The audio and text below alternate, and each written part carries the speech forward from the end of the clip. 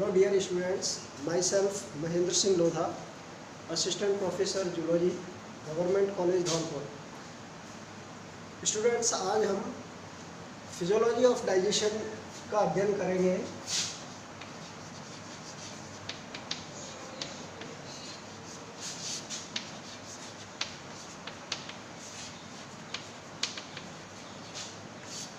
पाचन की कार्यकी।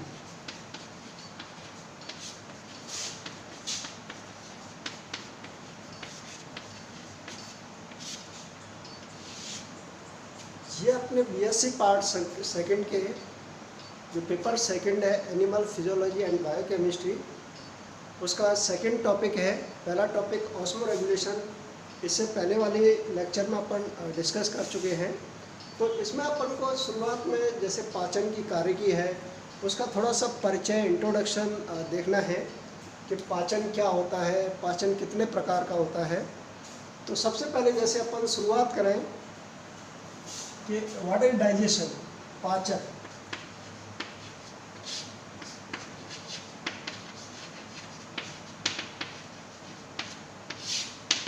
डाइजेशन को सबसे पहले अपन कैसे परिभाषित करेंगे कि डाइजेशन क्या होता है।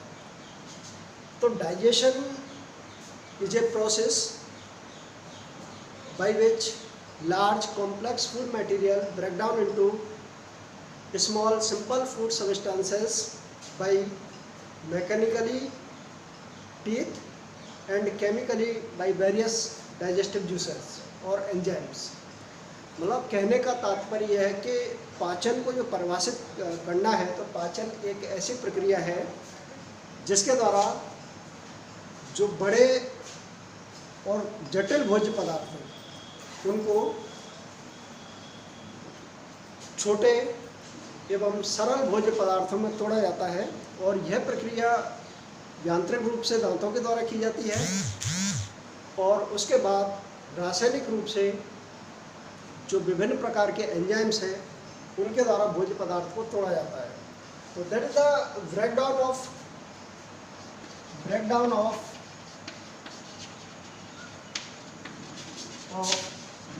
Large complex food material into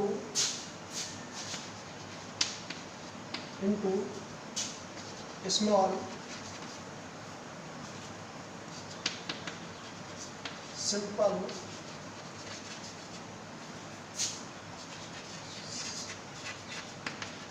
food material।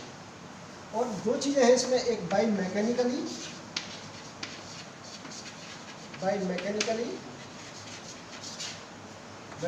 किसके द्वारा, टीथ के द्वारा, दांतों के द्वारा। सबसे पहले भोजन को दांतों के द्वारा छोटे छोटे टुकड़ों में तोड़ा जाता है।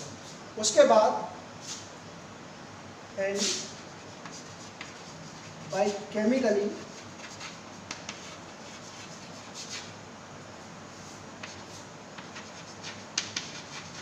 Various digestive enzymes.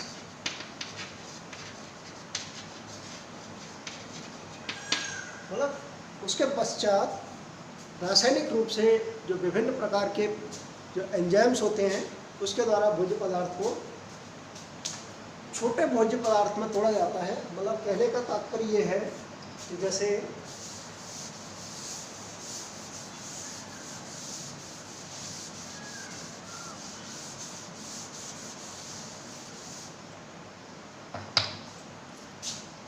मान लो सपोज ये अपना कोई भोज्य पदार्थ है, क्योंकि कैसा है, लार्ज कॉम्प्लेक्स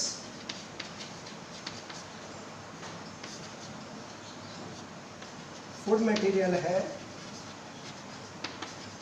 और इस लार्ज कॉम्प्लेक्स फूड मटेरियल को by the process of digestion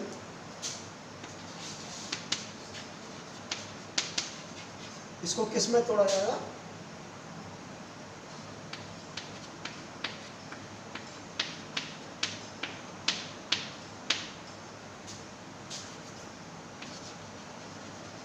small simple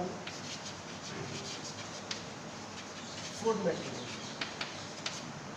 और ये जो प्रक्रिया है ये दो चीज़ों के द्वारा की जाएगी। एक तो बाई मैकेनिकली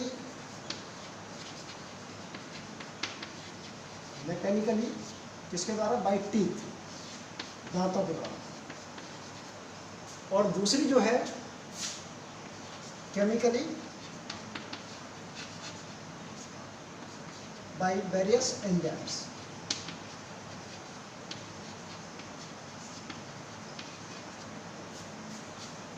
तो इस प्रकार से अब इसके बाद बात उठती है कि इसकी आवश्यकता क्या है, पाचन की क्या आवश्यकता है।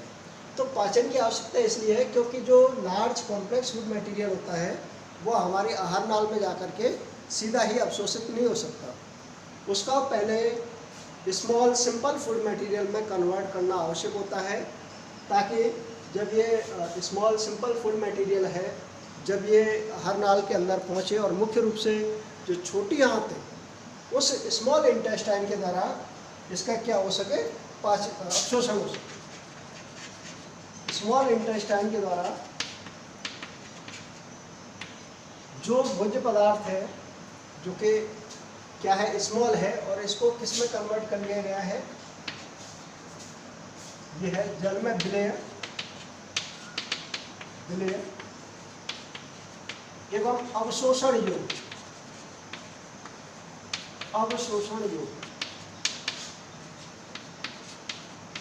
तो इस प्रकार से जब ये स्मॉल इंटेस्टाइन में पहुंचेगा, छोटी आंत में पहुंचेगा, तो वहां पर इस भोज्य पदार्थ का या इन पोषक तत्वों का क्या कर लिया जाएगा, अवशोषण कर लिया जाएगा। और वहां से फिर एक प्रक्रिया होती है जिसको बोलते हैं एसिमिलेशन।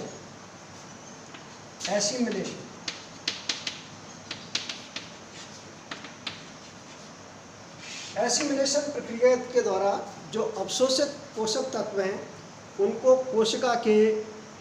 कोशिकाओं तक पहुंचाया जाता है, और कोशिका में पहुंचने के पश्चात वहाँ पर क्या है, फूड का ऑक्सीकरण होता है, और उस ऑक्सीकरण के फलस्वरूप क्या है, ऊर्जा उत्पन्न होती है।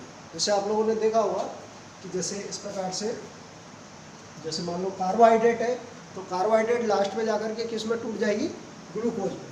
कार्बोहाइड्रेट का जब कार्बोहाइड्रेट का डाइजेशन होगा तो इस डाइजेशन के फलस्वरूप जो कार्बोहाइड्रेट है वो लास्ट में किस में टूट जाती है, ग्लूकोज में। और ये जो ग्लूकोज है फिर छोटी आंत से अवशोषित होकर के कहाँ पर पहुँचेगा, कोशिकाओं तक पहुँचेगा by the process of assimilation. उसके पश्चात छोटी आंत में, जैसे मान लो ये ग्लूकोज है,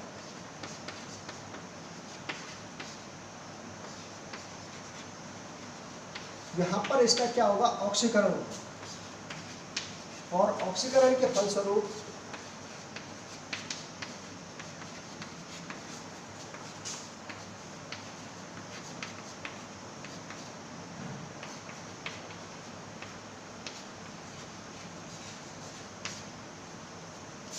ATP एनर्जी लिबरेट होगी, ऊर्जा उत्पन्न होगी। तो इस प्रकार से जो भोजन है वो प्रत्येक सजीव के लिए एक एसेंशियल रिक्वायरमेंट है, क्योंकि ऊर्जा भोजन के द्वारा ही उत्पन्न हो सकती है। अगर मान लो सजीव को भोजन उपलब्ध नहीं होगा तो उसमें ऊर्जा उत्पन्न नहीं हो सकती, और ऊर्जा की आवश्यकता प्रत्येक सजीव को है। तो उसके लिए उसको क्या है, भोजन करना पड़ेगा। और जो भोजन है उसके जो घटक की बात की जाए तो भोजन के जो घटक हैं उसमें मुख्य रूप से जैसे कार्बोहाइड्रेट है, फैट्स है, प्रोटीन्स हैं, विटामिन्स हैं, रफेज हैं, मिनरल्स हैं, ये मुख्य रूप से क्या होते हैं, इसके घटक होते हैं, कंपोनेंट्स ऑफ फूड होते हैं। इसके पश्चात जैसे पाचन के पश्चात अब जो रिमेनिंग अनडाइजेस्टेड फूड मटेरियल होता है, जो अपचित शेष से भोज्य पदार्थ है, वो धीरे धीरे आहार नाल से आगे जाता है, और लास्ट में जाकर के जो आहार नाल का जो अंतिम सिरा होता है जिसको गुदा कहा जाता है, उसके द्वारा उसको शरीर से बाहर निकाल दिया जाता है, और उस प्रक्रिया को क्या बोला जाता है, इजेशन।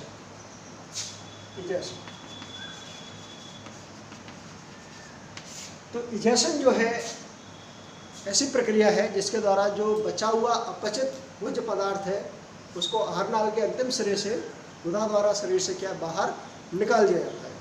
तो इस प्रकार से अपन इन सारी चीज़ों को मिलाकर देखें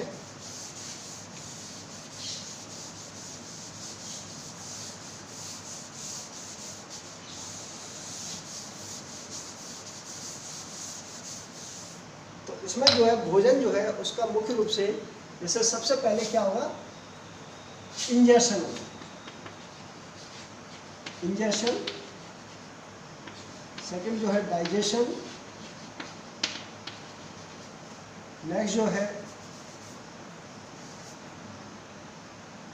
एब्जॉर्प्शन,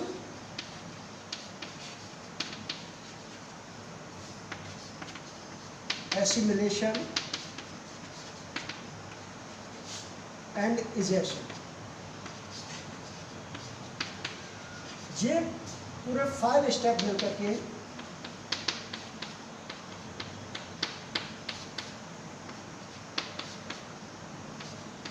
पूरा एक पार्ट बनाते हैं जिसका न्यूट्रिशन है। That is the part of nutrition. Complete nutrition या पोषण के ये डिफरेंट स्टेप्स हैं, जिसमें सबसे पहले जैसे इंजेक्शन की बात की जाए तो उसमें जो सजीव होता है वो भोजन इनटेक करता है, फूड इनटेक करता है। उसके बाद डाइजेशन, जैसे अपन ने अभी डाइजेशन की बात की है, जिसमें जो जटिल जो भोज्य पदार्थ हैं उसको सरल भोज्य पदार्थों में, अवशोषण योग्य भोज्य पदार्थों में तोड़ा जाता है। इसके बाद जो है एब्जॉर्प्शन, ये फिर आहार नाल के जो डिफरेंट पार्ट्स हैं, और in case of human being में बात की जाए तो मुख्य रूप से जो स्मॉल इंटेस्टाइन है, छोटी आंत है, उसके द्वारा क्या है अवशोषण किया जाता है। उसके बाद बात आती है एसिमिलेशन। तो एसिमिलेशन में जो अवशोषित पोषक तत्व हैं, उन अवशोषित पोषक तत्वों को कोशिकाओं तक पहुंचाया जाता है, जहाँ पर कोशिकाओं में उस पोषक तत्व का क्या होगा, ऑक्सीकरण होगा, और उस ऑक्सीकरण के फलस्वरूप क्या होगी, ऊर्जा उत्पन्न होगी, जो कि विभिन्न जैविक क्रियाओं में क्या होगी, प्रयुक्त होगी। उसके बाद इजेशन है। तो इजेशन में क्या है कि जैसे जो बचा हुआ अपचित भोज्य पदार्थ है वो धीरे धीरे आहार नाल के अंतिम सिरे की तरफ बढ़ता है, और लास्ट में जाकर के गुदा के द्वारा इसको शरीर से बाहर निकाल दिया जाता है। तो ये मतलब सारे जो स्टेप्स हैं ये मिला करके पूरा न्यूट्रिशन जो घोल प्रक्रिया है उसको निर्माण करता है। ठीक है, इसके बाद नेक्स्ट जो इसी में आगे देखें अपन, टाइप्स ऑफ डाइजेशन, पाचन के प्रकार।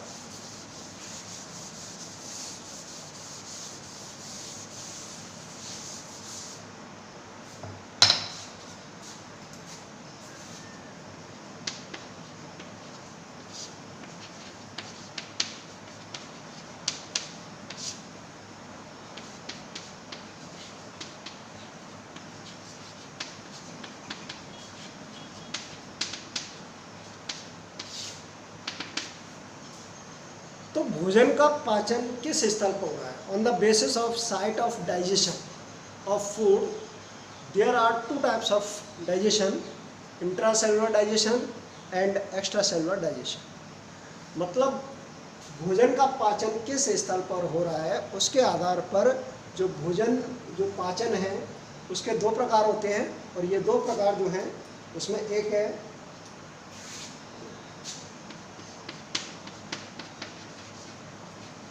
Intracellular digestion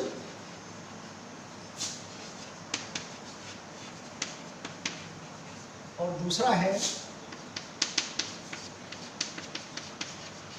extra cellular digestion.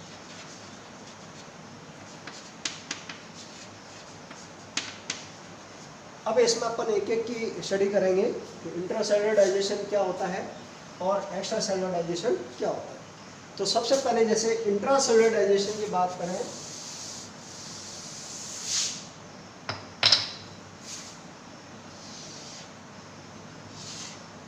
Intracellular digestion, intra means होता है इंट्रा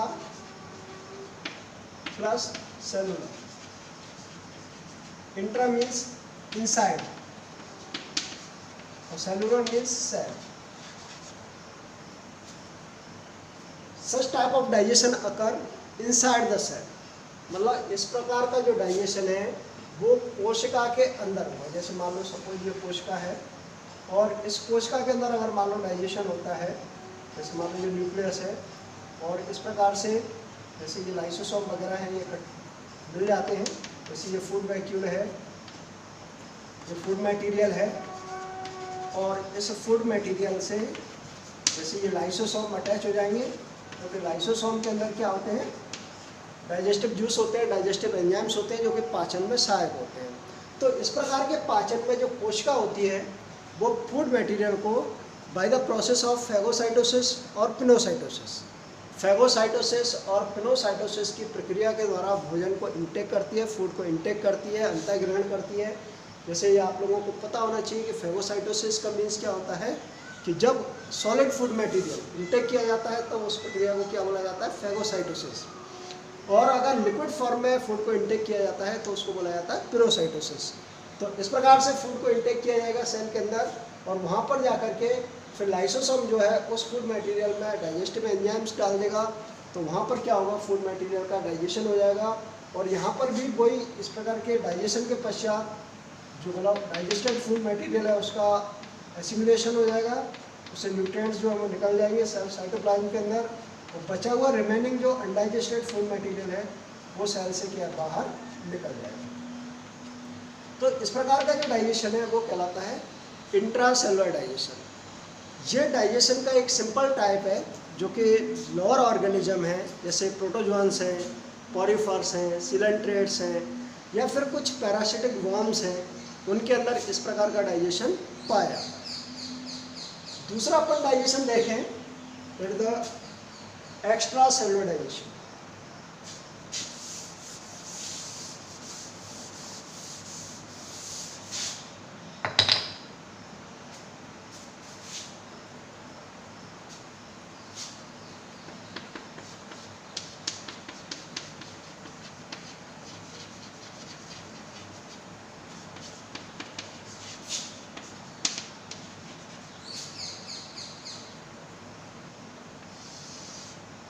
तो इसमें दो वर्ड है, extra. Extra means extra outside the cell, outside, और सेलुलर मीन्स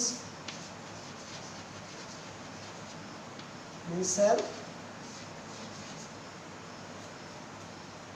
तो such type of digestion where digestion occur outside the cell, मतलब इस प्रकार के पाचन में जो पाचन होगा भोज्य पदार्थ का वो कहाँ होगा, कोशिका के बाहर होगा। अब कोशिका के बाहर कहाँ पर होगा, कोशिका के बाहर एक स्पेशल डाइजेस्टिव ट्रैक्ट पाया जाता है जिसको आहार नाल भी कहते हैं, एलिमेंट्री कैनाल, या फिर इसको डाइजेस्टिव ट्रैक्ट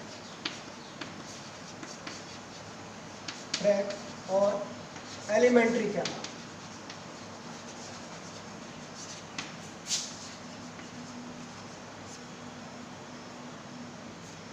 आहार नाल या डाइजेस्टिव ट्रैक्ट पाया जाता है जिसके अंदर क्या होता है, पाचन होता है। अब इस आहार नाल के जो डिफरेंट पार्ट्स होते हैं, वेरियस पार्ट्स होते हैं, उनके द्वारा वेरियस टाइप्स के विभिन्न प्रकार के डाइजेस्टिव एंजाइम्स स्रावित किए जाते हैं। और वो जो डाइजेस्टिव एंजाइम्स हैं एक तो आहार नाल के द्वारा स्रावित किए जाएंगे, प्लस इसके साथ साथ कुछ accessory digestive glands, accessory digestive glands होती हैं, जैसे सलाइवरी ग्लैंड्स हैं, लीवर है, पेनक्रियाज है। इनके द्वारा डिफरेंट टाइप्स के डाइजेस्टिव एंजाइम सीक्रेट किए जाते हैं। और इस प्रकार से इन डाइजेस्टिव एंजाइम्स की मदद से एलिमेंट्री कैनाल के अंदर या डाइजेस्टिव ट्रैक्ट के अंदर क्या भोजन का पाचन किया जाता है। तो मतलब यहाँ पर जो भोजन का पाचन हो रहा है वो एक्स्ट्रा सेलुलर हो रहा है, आउटसाइड द सेल हो रहा है। और आउटसाइड द सेल कहाँ पर हो रहा है, आहार नाल के अंदर हो रहा है, एलिमेंट्री कैनाल के अंदर हो रहा है। और ये जो पाचन किया जा रहा है, ये पाचन विभिन्न प्रकार के जो पाचक एंजाइम्स हैं जो कि या तो आहार नाल के विभिन्न भाग के द्वारा स्रावित किए जाएंगे, या फिर क्या है कि कुछ सहायक पाचक ग्रंथियाँ होती हैं जैसे लीवर है या फिर पेनक्रियाज है, सलाइवरी ग्लैंड्स हैं, उनके द्वारा स्रावित किए जाएंगे। उनके द्वारा क्या होगा, भोज्य पदार्थ का पाचन किया जाएगा।